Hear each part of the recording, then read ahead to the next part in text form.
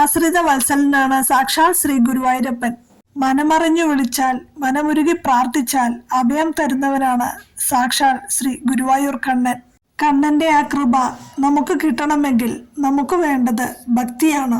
ഭക്തിയിലൂടെ നമുക്ക് ധൈര്യവും ശക്തിയും ജീവിക്കാനുള്ള പ്രചോദനവും ഭഗവാൻ സ്വായത്തമാക്കി തരുന്നു.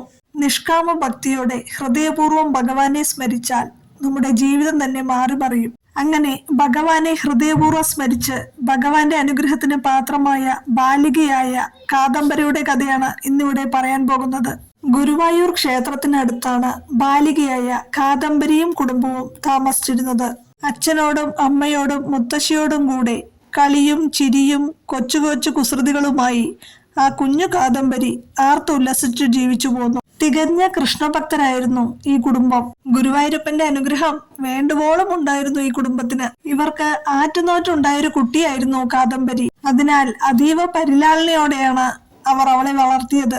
അവൾക്ക് ഒരു കുറവും വരുത്താതെയാണ് അവർ അവളെ നോക്കിയിരുന്നത്.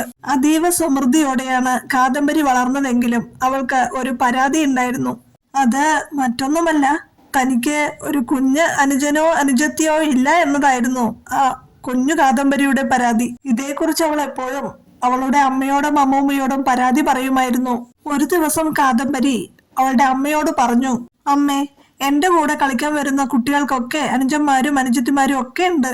അമ്മേ, എനിക്കെന്താ ഒരു അനുജനില്ലാത്തത്? എനിക്ക് എപ്പോഴാ ഒരു അനുജനെ കിട്ടുന്നത്? കുഞ്ഞു കാദംബരിയുടെ ചോദ്യം കേട്ട ആ അമ്മ ഒന്നും മിണ്ടാനാവാതെ നിന്നു. ഇത് കേട്ട മുത്തശ്ശി കാദംബരിയുടെ അനുജനില്ലാത്ത സങ്കടം മാറ്റാൻ ഒന്ന് തീരുമാനിച്ചു. ഒരു ദിവസം മുത്തശ്ശി കാദംബരിയെ അടുത്ത് വിളിച്ചിട്ട് അവളുടെ കുഞ്ഞിക്കൈയിൽ അതിമനോഹരമായൊരു ബാലഗോപാല വിഗ്രഹം സമ്മാനിച്ചു. എന്നിട്ട് മുത്തശ്ശി അവളോട് പറഞ്ഞു, മോളെ കാദംബരി, ഈ ബാലഗോപാലനെ നീ നിന്റെ അനുജനായി കരുതുക, കൂടപ്പിറപ്പായി കാണുക. ഈ ബാലഗോപാലൻ നിന്റെ ഊണിലും ഉറക്കത്തിലും തുണയായി ഉണ്ടാകും. നിന്നെ എല്ലാ ആപത്തിൽ നിന്നും രക്ഷിക്കുകയും ചെയ്യും. നിന്റെ സ്വന്തം കൂടപ്പിറപ്പിനെ പോലെ നീ സ്നേഹിച്ചാൽ മാത്രം മതി.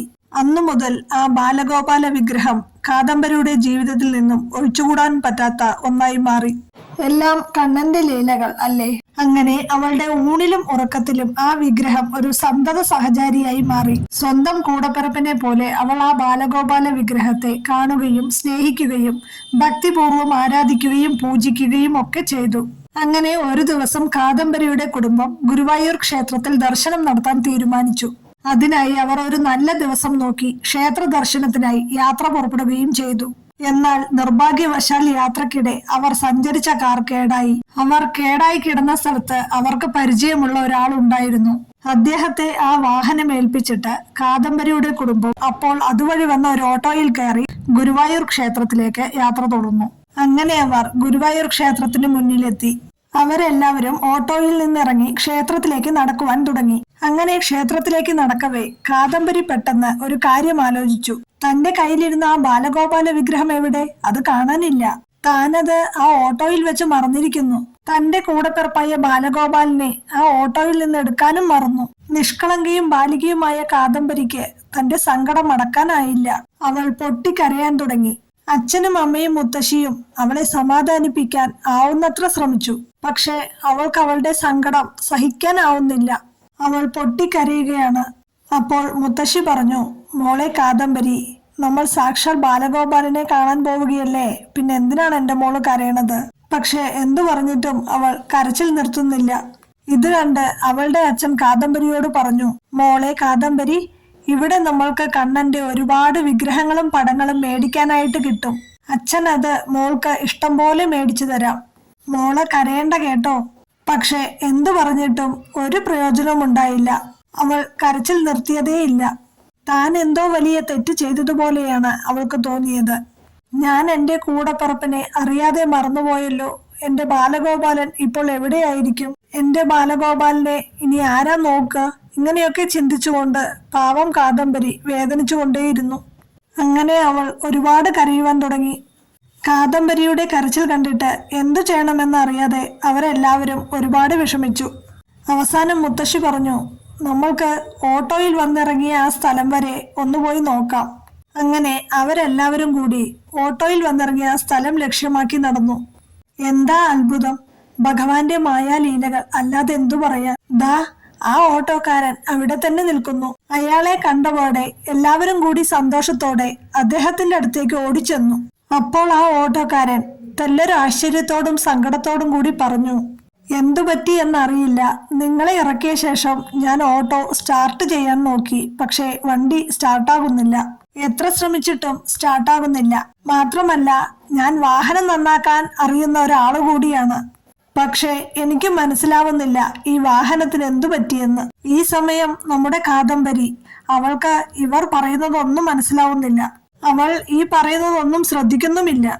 ആ ഓട്ടോ കണ്ടപാടെ അവൾ അതിലേക്ക് ഓടിക്കയറി. എന്നിട്ട് അതിനുള്ളിലിരുന്ന തന്റെ ബാലഗോപാല വിഗ്രഹത്തെ വേഗമെടുത്ത് മാറോടണച്ചു.